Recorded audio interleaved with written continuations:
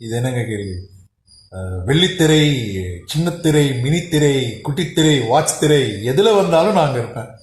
திரை மட்டும் இல்லைங்க, பின்னாடி திரையை கட்டு முன்னாடி கூத்து கட்டுறதுக்கு நான் தயாரா இருக்கேன். ஏன்னா எனக்கு ரொம்ப பிடிச்சதே நாடகங்கள்லாம், அந்த தெருக்கூத்து இதெல்லாம் ரொம்ப பிடிக்கும். ஸோ எந்த வடிவத்தில் கலை இருந்தாலும் நான் அங்கே இருப்பேன். அங்கே வந்து நான் சாகுற வரைக்கும் இருக்கணும்னு ஆசைப்படுறேன்.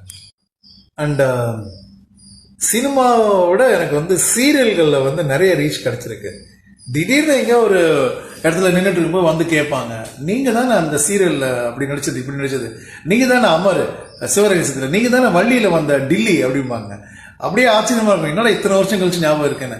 ஸோ சீரியலுக்கு அந்த ஒரு சக்தி இருக்கு, உடனே போய் ரீச் ஆயிடும். சினிமானா எடுத்து முடிச்சு எடிட்டிங் பண்ணி தேட்டருக்கு வந்து அதை மக்கள் வந்து பார்த்துட்டு அதை பிடிச்சி அதுக்கப்புறம் தான் நமக்கு பேர் கிடைக்கும். ஆனால் சீரியல்ங்கிறது இன்னைக்கு நடிச்சு இன்னைக்கு நைட் எடிட்டிங் முடியுமா, நாளைக்கு சீன் ஓடிட்டு இருக்கும், நாளைக்கு நம்மளை வந்து பாராட்டுவாங்க.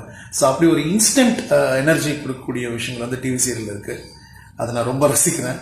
அண்ட் தாலாட்டு, கண்மணி, சிவரகசியம், வள்ளி, இதயம், தெய்வீகம், இப்படி ஏகப்பட்ட சீரியல்ஸ் பண்ணியிருக்கேன். பிள்ளை நிலா, துல்லியப்பனா, பைரவி, பாருங்க list will go on forever. நிறைய சீரியல்ஸ் பண்ணியிருக்கேன்.